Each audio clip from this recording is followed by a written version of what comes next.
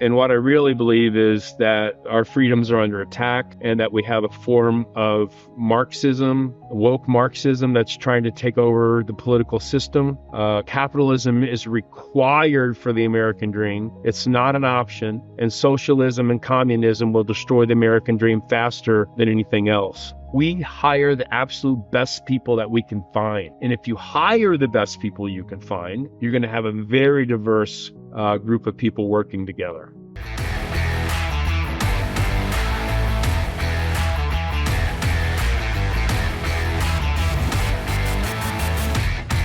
Mark, great to see you. We were talking before I hit record. It's been over 10 years since we had any sort of conversation. Pretty wild.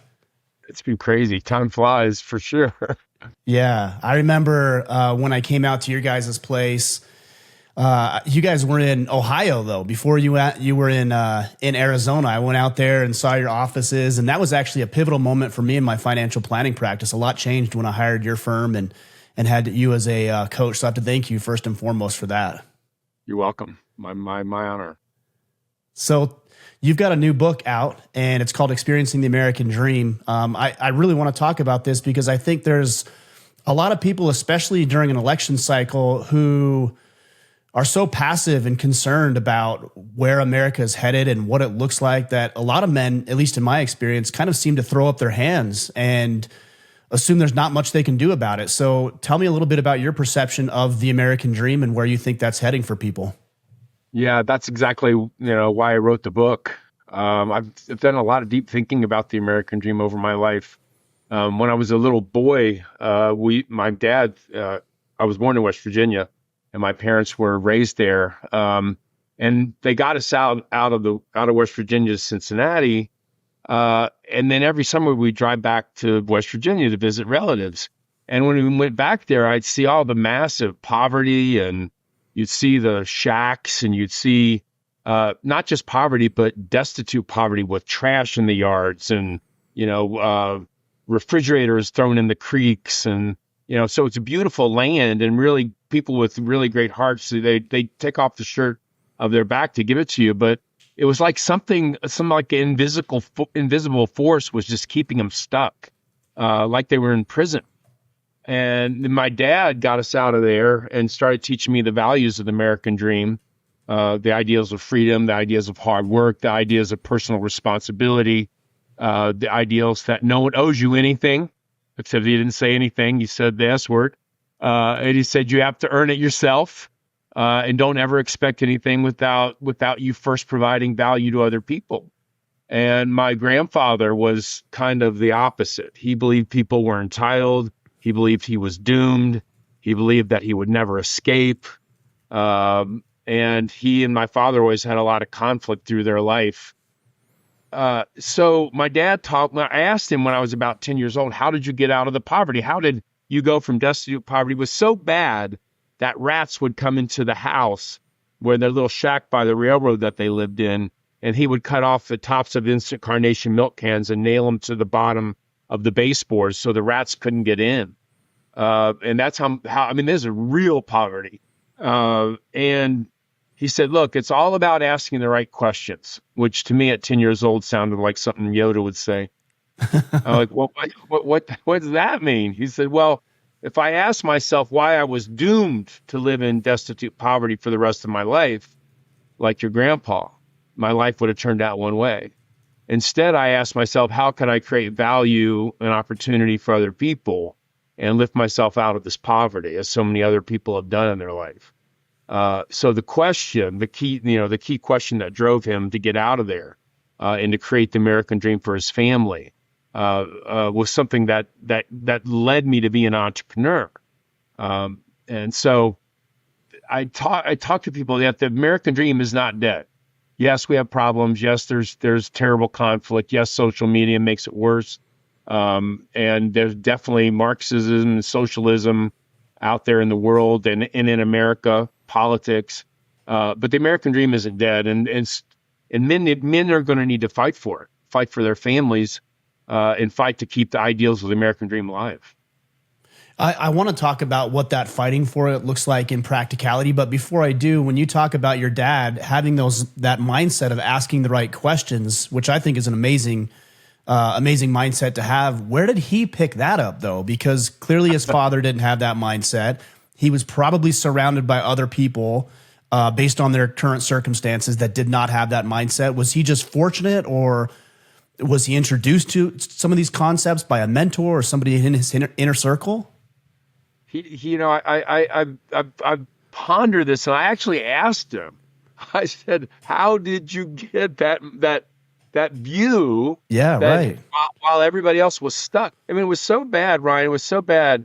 My grandpa only came to visit us one time in Cincinnati, and he visited us. And we weren't rich. We had like an 1,800 square foot home, and it was really well kept and very beautiful. And he walked in the house and he said, "How many people did you rip off to get this house?"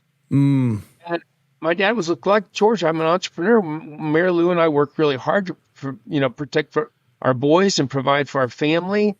Not everybody that has money is a crook. Small business people work really hard to be of service." And he said, "Well, I guess you're big shot." And then he left. He stormed out of the house. He never came back. And 3 months Wow. later, he died alone in his small house in West Virginia.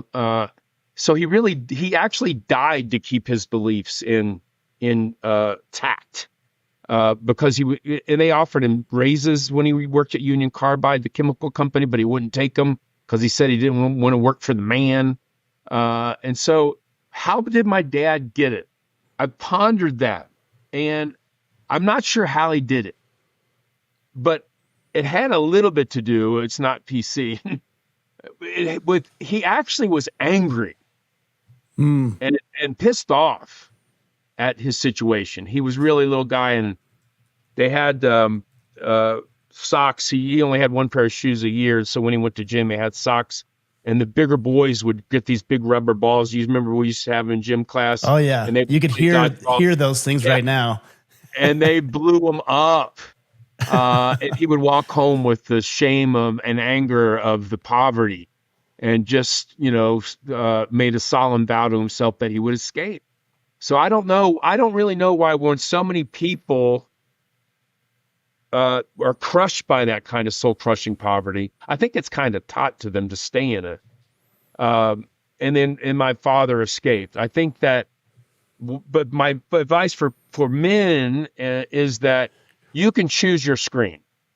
You can see the screen, we call them terministic screens in the book, of where you are right now, the questions you ask, the way you see the world.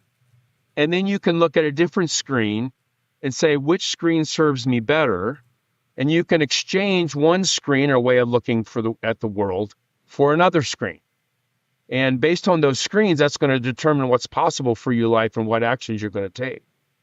They're invisible to people, and they think they see the world, but they don't really see the world. They're only able to see what the screen allows them to see. That's an interesting concept when you are so adamant and so sure about the way life is, and then something is introduced into your life, some outside circumstance, some tragic event, some new knowledge or information that gets you thinking. And then for me, I've wondered, how long have I had it wrong? And how much have I missed? How many opportunities have I missed because I see this one little piece of my life that's changed now?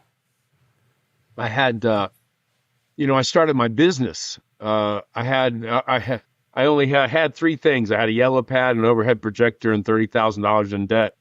And now we have $11 billion and 35,000 families all over the country. And I've been very blessed. But I had a view of a way of seeing the world that you can't trust employees. They won't work hard. I'm not a good manager. And that I might as well just do things myself. Well, I had to come to terms with that was just a screen, or what I call a money demon, that actually prohibited me. I was never going to be successful. I was never going to have a company. I'd never be able to spread the news. So I had to do violence. You actually have to do violence to the old belief. You have to actually kill it off. Uh, and it couldn't be that there were no good employees because some companies have 10,000 people. And it couldn't be that I wasn't a good manager. I just had to have really honest conversations with people and have boundaries and help them set goals. So I had to drive a truck through those two demon beliefs, those mindsets, just like George had my grandfather about money. And then after that, I was able to go out. I was able to find great people. I was able to train them. I was able to hire them.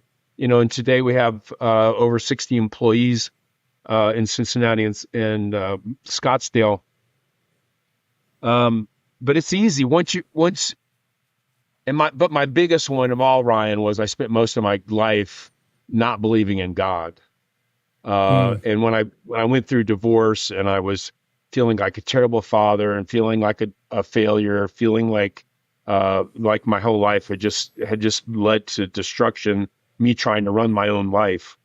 A friend of mine said, "Well, are you ready?" And I said, "Ready for what?" He said, "Ready to stop trying to run your own life."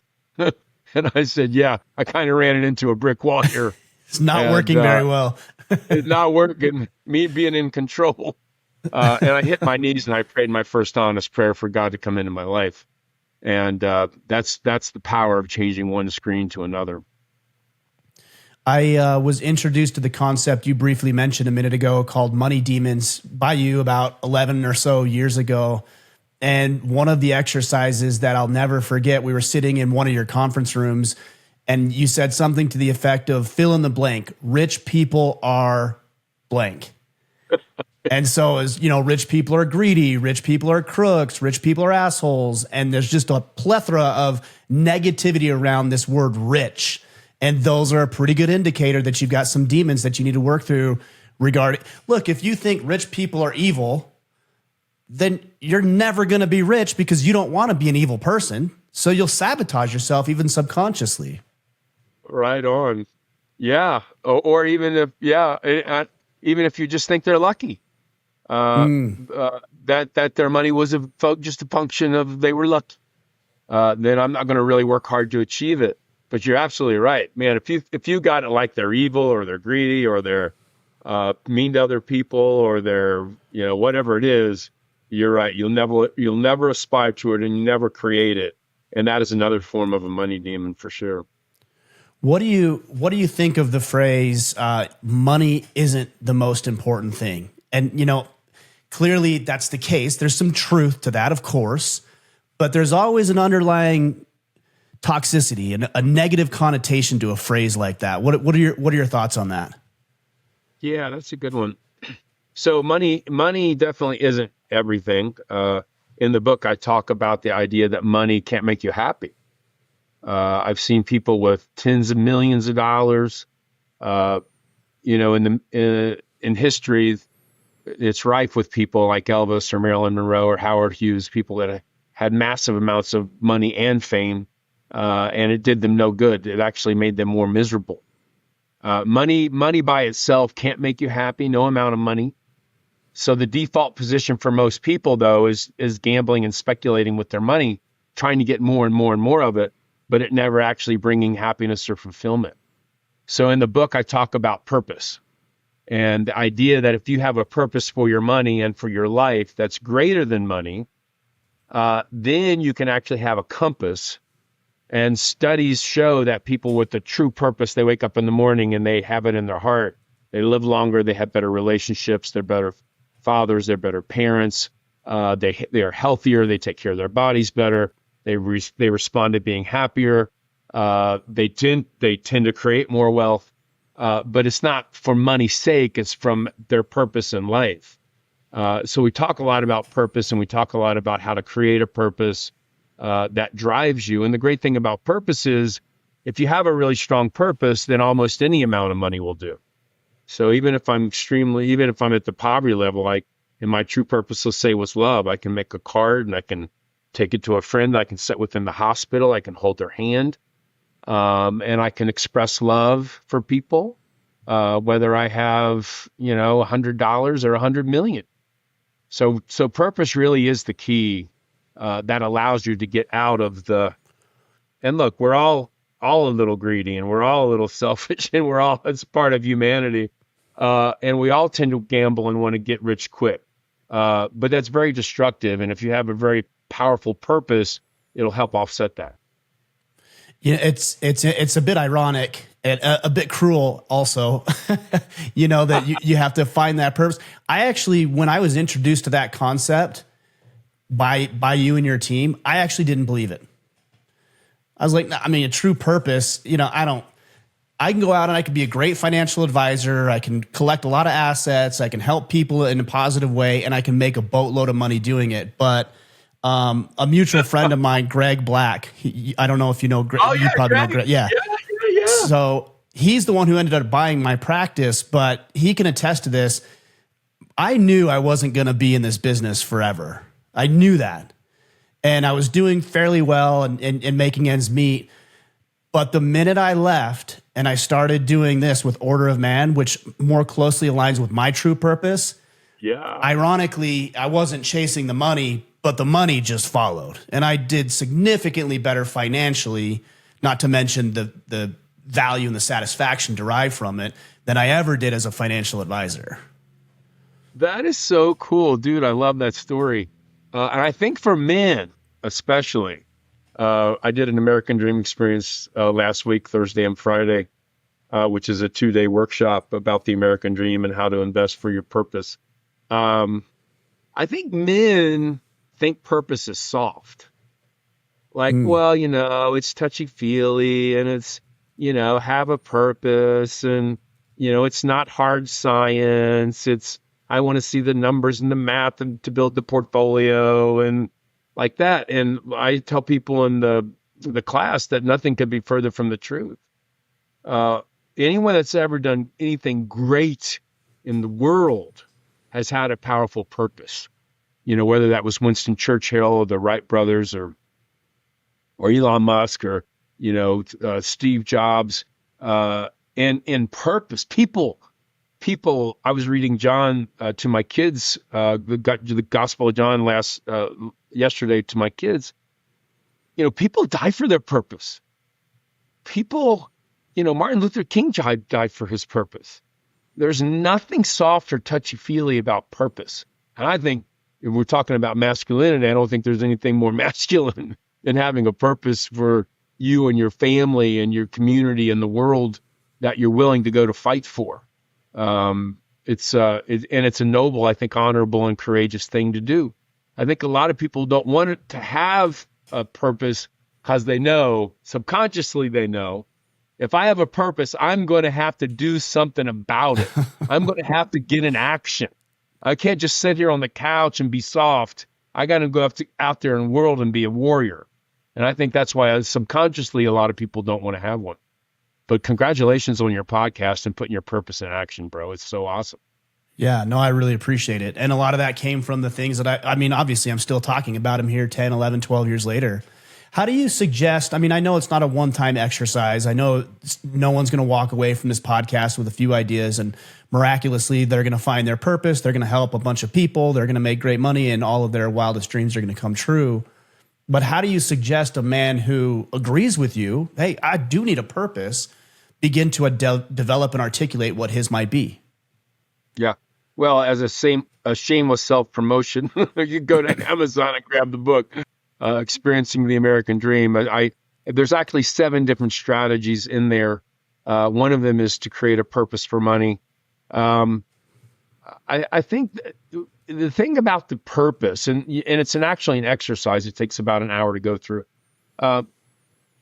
Once you have your purpose, then you have to be willing to look at your life, and then you have to eliminate those things that are not in alignment with your purpose, and then to start doing more things that actually align with your purpose. And so, my true purpose is to help save the American dream and help people discover their purpose. And the magic thing about that, when you really go into it and start to apply it, it's not that hard because subconsciously it's probably already in there. You just have to flesh it out and brainstorm and write some stuff down. And there's a process to doing it. And then once you have it, then you can start aligning the rest of the strategies around it. And the American dream itself is a screen. It's like it's a way that I see the world. And if I didn't see the world the way a screen allows you to do things other people wouldn't do and eliminate things that other people wouldn't eliminate. So having that screen of the American dream versus the opposite, which is victimhood and entitlement. That's the complete opposite realm. And the purpose and the belief in the American dream and taking care of your family and working hard, I think is part of the foundation of being a man, a real man, and taking care of your family. I think in my experience, what I've seen a lot of guys do when they start thinking about something that maybe even just fires them up a little bit, is they'll begin to disqualify it. You know, they'll say, hey, I'd really like to pursue this hobby. And they'll say, but I'm busy. But it's expensive. But I'm tired. But I have responsibility. And they do that with every little thing that could possibly mean something significant in their lives. And a lot of times I've also found that your purpose isn't going to, the clouds aren't going to part. The angels aren't going to sing with their trumpets from on high and say, this is what you're meant to do.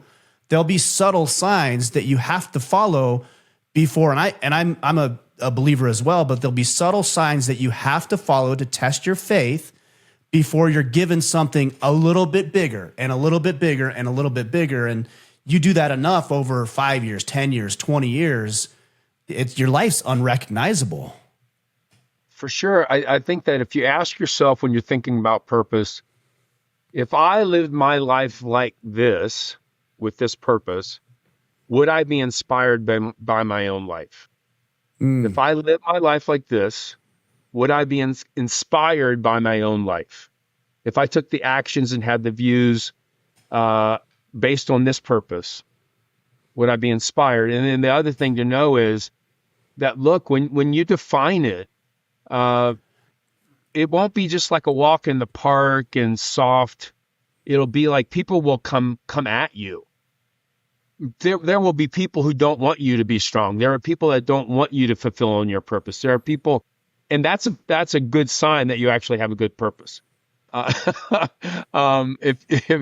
the fact that you have detractors or people that might, especially on social media and such, people that come after you, that's probably a good sign that you're headed in the right direction. Yeah, it is. It is pretty telling. And also, the other thing I think it's important to know is no one's going to believe in you when you start doing these things. And if I was in their shoes, I wouldn't either. And I think a lot of guys are just waiting for validation or approval or a little bit of support. I just don't think you're going to get it. At least when you start, you might from your mom or from your wife, but you're not going to get the kind of support that you think you want before you can pursue these endeavors. Yeah, when you pursue them, my dad always used to say most people support your success in theory only. Human nature is rife with jealousy. I've seen more business deals go bad over jealousy and resentment than I have anything. It's a killer for businesses and for partnerships and for any kind of endeavor for that matter. The human condition of jealousy can really rip things apart. And the more successful you get, the more you have to tend to deal with that. But not to let it back you down, because it will show up for sure. You spend a good amount of time in the book, and I've also heard you talk about the things that stand in the way of your American dream. Can you share with us what some of those things are? Because obviously, as you set out on this path, you're going to run into obstacles, and knowing what they might be will help you address those as they come up, and maybe even squash them before they do. Yeah, that's a good point. I think for the American dream, the first thing to get straight about the American dream is what the ideals of the American dream are, and then have those become part of your screen of how you see the world. So the American dream, number one, that takes freedom.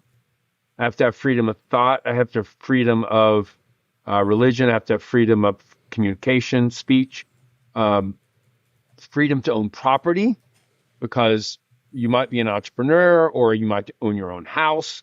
You're gonna own something, And then also then the rule of law to protect your ownership and to protect your rights, and to value and be appreciative for the brave men and women that have died for your freedoms, and to be a part of this great country.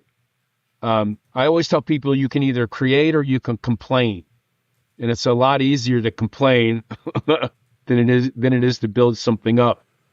And then if you have those ideals, and then I tell people, don't be afraid to start at the bottom. Everybody wants to go, get a degree, get $200,000 in debt and then start as the CEO of a company. That's not what I was taught. I was taught, if you have to, start at the bottom, even if you have to work for free as an intern. I worked a lot of places free before I started this company, especially summer jobs and things like that. But hard work. I mean, my first job was a carpet cleaner. In fact, I moved the furniture for the guy that cleaned the carpet. 95% humidity, 95 degree temperature. I cleaned dog kennels. I mean, it was some rough, and taught me I didn't want to do that for a living. And but that hard work builds a man up. You feel good about it. You can feel it lifts your self-esteem. It's a matter of fulfillment. You can look at a job well done. And then people around you and companies, they're always going to be looking for the hardest working person, because the hardest working person is going to get raises. They're going to get opportunities. They're going to get additional training. They're going to get elevated, or eventually own their own company. So that idea of hard work and grit is part of it. And never, ever being entitled, and never, ever playing the martyr or the victim. And finding other people like you talk about in Order of Man, finding other people that are like-minded, that share a similar purpose, that can support each other. Napoleon Hill called it a mastermind. Right. And I started reading that when I was 10 years old. My dad gave me. But having a good mastermind around you, people are like-minded that want to achieve similar things, I think is crucial for you to fight for the American dream. When did you start Matson Money? What year was that? I started Matson Money in 1991. Okay. I had 34 years now, and headed into that. And it was a result of just watching how dirty and nasty the financial industry was, being a financial planner. Being people doing stock picking and market timing and track record investing, and just a lot of pain and suffering, and going to broker dealer conventions and hearing all the sales pitches and hearing them program everybody and brainwash everybody. And it's a very dirty industry. And quite frankly, Ryan, many years ago, probably when I thought that it would get figured out, that people would study the academics, study the research, stop speculating and gambling. But it's worse now than it's ever been. It's more stock picking, more gambling, and then more exotic things, Bitcoin and ETFs that no one should own because they're just so speculative and destructive. And then, of course, you got Robinhood in your pocket right next to DraftKings. It's really a disgusting industry right now, and it's just ripe with destruction. That's interesting. I never thought about that. Robinhood right next to DraftKings. I mean, that makes sense. It's got the same software. It's using the same technology. It's designed to get you in there and get you addicted. I've heard it said, never mistake action for prudence. But that's what you see a lot in investing is people think, oh, well, I'm doing something, so I'm being prudent. You're actually doing the opposite, probably, if you look at the actual data and research as well as you have behind it. Well, that's exactly right. People, when they're trading, they feel like they're in control. But there's some things, the more activity you do, the more out of control. The more drink you drink, the more out of control you become. The more you go to Vegas and pull that slot or hit that button on the slot machine or play blackjack, the more activity, the more out of control. So there's a lot of behaviors in life that, the more I sit down and eat my, third, plate of food, the more out of control I am, right? So some activities are destructive. They might feel like you're in control at the time, but you're really not. Well, I want to get into a little bit more investing, but before I do, the reason I asked you when you started Matson Money is because, someone might hear what you said earlier about $11 billion of assets under management, 35,000 families you're serving. I think I may have read that you have upwards of 500 advisors that you're working with, 60 employees, 2 separate offices across the country. And people are thinking, oh man, this guy's got it figured out. Well, I hope you've been doing it for 34 years. And that's the story that most men don't hear. Same with me to a lesser degree. After 10 years, they think, oh man, look at this incredible podcast. Yeah, it's pretty good right now. But 11 years ago, when I made that bold decision to sell my practice to Greg and do this and not make any money doing it, it was a completely different story. Oh, dude, talk about courage and purpose and entrepreneurism. Yeah, I mean, nobody thought it would. In retrospect, it looks, oh yeah, of course that worked. No, in retrospect, there was no evidence, zero evidence that this business model would work because there was no business model at the time like it. To the idea that you could actually educate people about academic investing principles and then help them stay disciplined through a lifetime and then coach advisors to be coaches. And there was no evidence for that. Zero. It was a brand new field. And there were so many times where as an entrepreneur, you can abandon your core values and chase, the little shiny thing out there that looks good, that can theoretically can make you rich overnight. And that's just not my experience. My experience is it's just hard work. It's hard work. It's long hours. It's taking risk. It's putting your whole heart and soul into it. It's never backing down on what you believe and what you're going to create. To be an entrepreneur takes amazing amount of discipline and an amazing amount of consistency. Like lifting it, like working out at the gym. You're not going to get ripped in a week. It's not going to happen. And so it takes persistency over time towards your values. And more than anything else, how am I going to create value for other people? I always, as an entrepreneur, have to be focused on the user of the services or products and how I can create value for them. That's unimaginable. This is in business school, they say, find a need and meet it. Well, that's not how it really works. What you do is you imagine something people can't even imagine needing. And then you create something that transforms their life. And that's a much bigger deal because you have to use your imagination and courage. When Walt Disney he created a lot of amazing things. And when he finally came up with Disneyland, his wife and his business partners were like, dude, you've gone too far now. No, this is insane. what you're doing now, this is never going to work. And I remember when Steve Jobs came out with the smart phone, I'm like, yeah, no, nobody needs that. I'm like, I got a flip phone. I'm fine. I don't remember need similar that, thoughts myself. I don't know. I got, my family has probably 5 of them. My immediate family. So, but it takes guts and courage to do it, and hard work and perseverance. Where did the belief that you had, especially in those early days, come from? I think now you can probably build upon the wins that you've had. And even though I'm sure there's times that the business goes south for whatever reason, you can lean on your confidence and your ability to have this type of company. But where did that come from when you started, when that didn't exist? I think I was 27 years old when I started the company. I'm 60 now. I think I was just kind of probably a little arrogant. If I'd known how hard it was going to be, I don't know. I hope I'd do it over. But I was stubborn. And I like my dad and his I think you can use your emotions, even ones that seem bad. I was very angry when I found out that people were getting hurt. And I hurt in my soul that I had fallen for the lies that the broker dealer had told me that I had worked at the time. And that I eventually discovered that I was speculating and gambling with my clients' money under the advice of my broker dealer.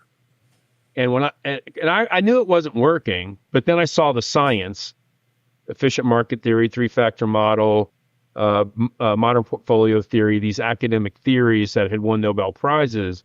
And I saw that, and I was just disgusted with myself, angry with the industry, and on a mission to right the wrongs that this evil industry had foisted on the American public. And at the time, my goal was to revolutionize the industry, the whole industry. As a 60-year-old, I can tell you that's never going to happen, because you're not going to get Morgan Stanley to change. You're not going to get Wells Fargo to change. You're not going to get Bank of America to change. You're not going to get these people to stop speculating and gambling for people's money, because it's just too profitable. That'd be like trying It's to very erase lucrative for them. Yeah, you're not going to erase Vegas. That's not going to happen. So my goal now is to save as many people as I can. You know, everybody needs it to prudently invest for their dreams. But my goal is to help the advisors and the clients that want it, that want to have a purpose in life, that don't want to speculate and gamble, that want to use academic investing principles, that want to focus on, for men, since this is for men. I mean, look, it's tough in our society. Men are berated a lot of times. Masculinity is criticized, toxic masculinity, it's called. So look, fighting for your family, being there for your wife, taking care of your children, working hard, teaching them values, while the rest of society is trying to tear down many of the values that you're trying to teach. This is like spiritual warfare, and it's a huge battle for a man working hard to take care of their family. And I think having the American dream and having those values firmly in place and willing to fight for them, whether it's creating a business or, working hard as a mechanic. The commonality is taking care of your family and being there for them.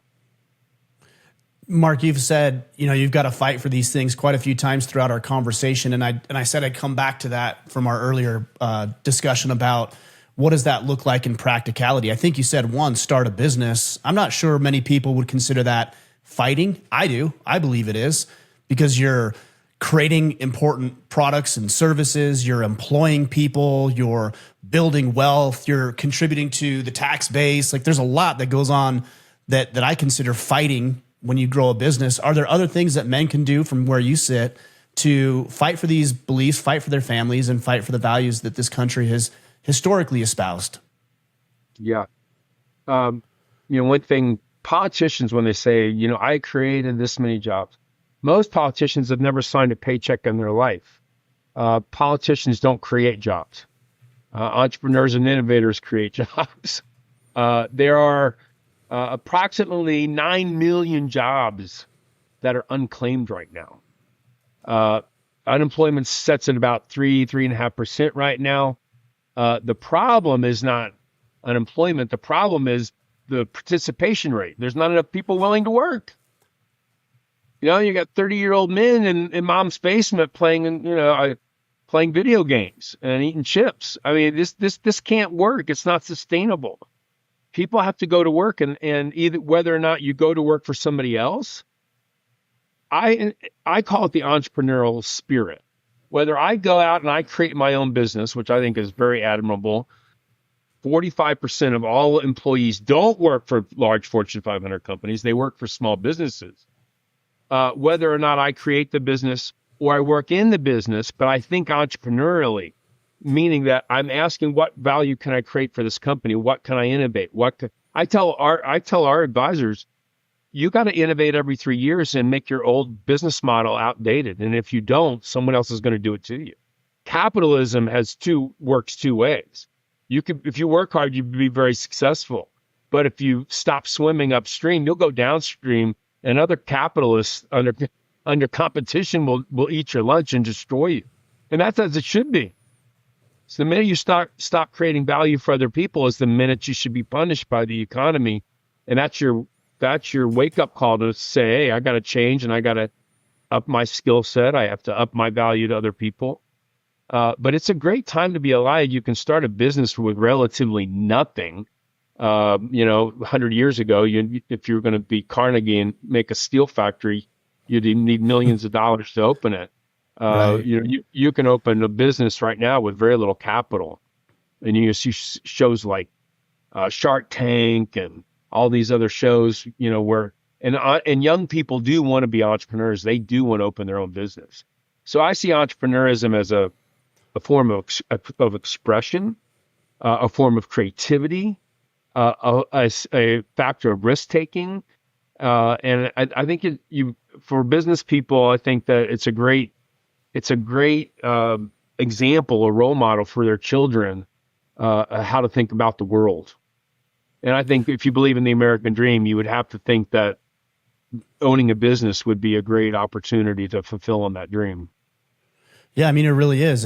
It's hard work and a lot of hours, a lot of sleepless nights, a lot of doubts and fear and uncertainty creep in. Sometimes you get paid, sometimes you don't. Like it is a wild roller coaster. And just when you think you're doing really, really well, all of a sudden something happens and you're like, oh, well, I didn't expect that, and you have to rebuild, and it's just a crazy, fun, exciting ride. And it's a tough time right now. I mean, you have two wars as of this taping. You have the war in the Mideast. You have the war in Ukraine. You have terrorism, Hamas, and Hezbollah.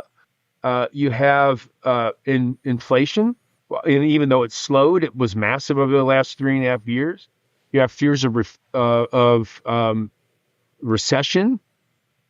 You have fears of market crashes. I mean, people are dealing with a lot right now. And there's a lot of fear and anxiety. There's a lot of animosity and a lot of divisiveness between the political parties, no matter which side you're on.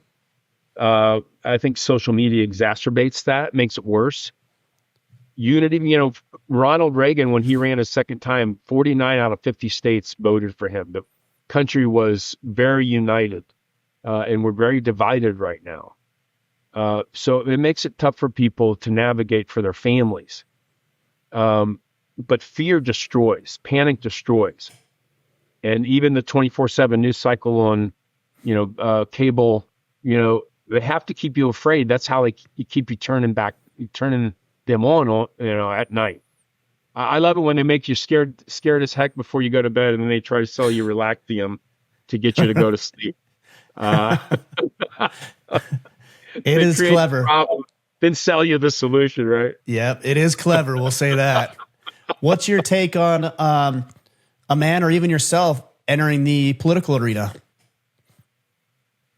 Well, wow, Ryan, that's look, running a company with so many different diverse clients and advisors, I've really tried to moderate my political views. However, I'm running a money management company, and economics are part of understanding how money works.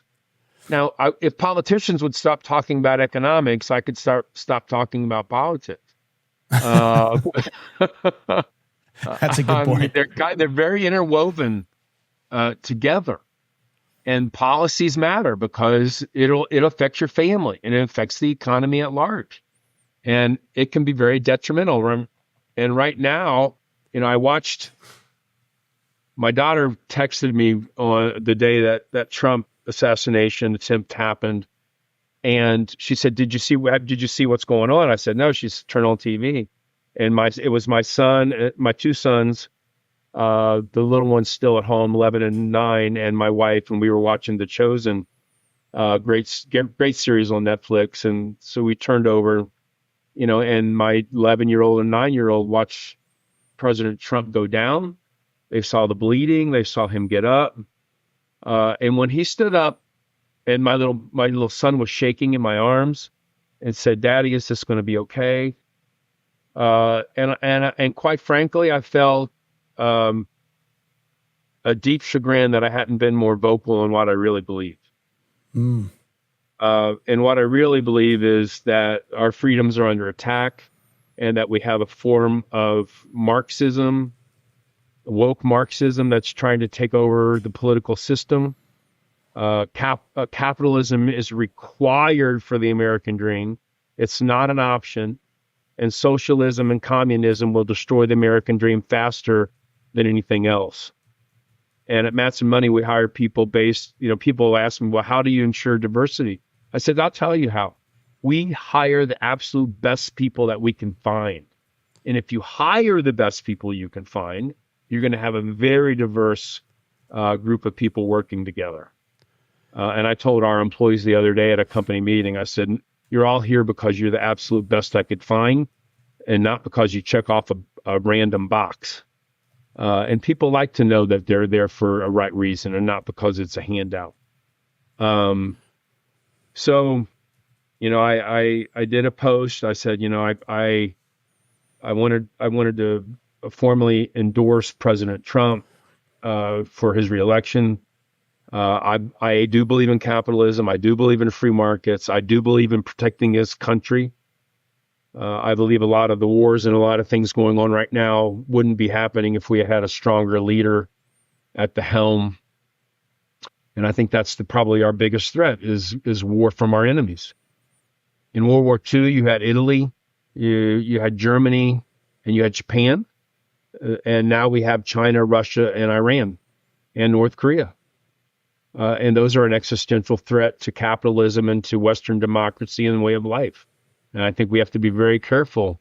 And as men, in your podcast, we have to stand up for what is right and what creates the greatest amount of freedom. And I think our country's also in attack from the southern border. And this is what happened to Rome. As big and as they were, they got soft, they got weak, they stopped protecting the borders. People came in, and they destroyed it from the inside out. So the American dream has to be protected and has to be fought for, and the rule of law has to work. Because if the rule of law doesn't work, capitalism doesn't work. And if capitalism doesn't work, the American dream dies. So I'm reluctantly talking about that. Yeah. But well, you are in an interesting position where you've got 35,000 families, like we talked about, that are relying on you for something that's obviously very, very important, their financial prosperity. So of those 35,000, there's going to be a broad array of people who believe in different things, but I commend you for that. And that's a hard decision to make, but those are the types of decisions that I think are important and crucial. One thing I was impressed with, and correct me if I'm wrong, if I remember correctly, with your portfolios, you only invested in countries that believed in democracy and free markets, if I remember correctly. Is that right? Yeah, well, on the political scale, they vary. We invest in countries that have a commitment to free markets and capitalism. Now they vary on a scale for sure. And there's been countries that have been in the portfolio that no longer are in the portfolio. At one time, China, not a lot, like less than 0.5%, or Russia. So these were some countries that, when all this went down, we closed down investing there. But you can't, and number one, you can't believe in the American dream without believing in capitalism and diversification and spreading. We believe in spreading the ideals of freedom. We believe the American dream isn't just good in America, that the American dream is good for the world. That human beings long for freedom. That's part of how we were created. And that we believe that freedom should be spread worldwide. But yeah, there are countries that no longer believe in free markets. They have stock markets, but we're not putting money in them. Yeah.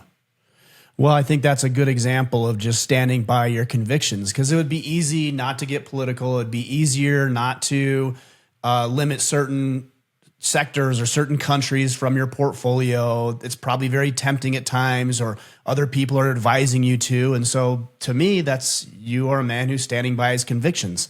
And that's something to be respected, regardless of where you sit on the political spectrum. Yeah, and then Ryan, in even inside the U.S., there's environmental and social governance (ESG) funds that say that they only invest in green companies or they only invest in this or that type of company. And they promote a social agenda. And we don't do that. I was inspired by the courage of Elon Musk, actually, recently, and Dana White, and other entrepreneurs who, provide services to a diverse group. And I always tell people we stand for the American dream for everybody, regardless of race, religion, political affiliation, and it should be available to everybody. But we're going to fight for the ideals of it, whether people understand them or not, and fight for their right to have it. And you have to be. I tell people, look, I would never. I had last summer. I had my my aorta, which is the main artery that comes off of the heart, had a condition where it was expanding, not the heart. The heart was just the aorta on top of it, and I had to have it replaced. They went in, they cracked open my chest, they cut out about 1.5 inches part of it, and they literally put in a hose. And I'm 100% now, better than new. But I didn't ask the doctor what his political affiliation was. Right. I didn't care if he had a good sense of humor. I didn't care if he was my friend. I didn't care if he, was liberal or conservative, or his religious beliefs. I wanted the best person I could have to fix my heart so I could live.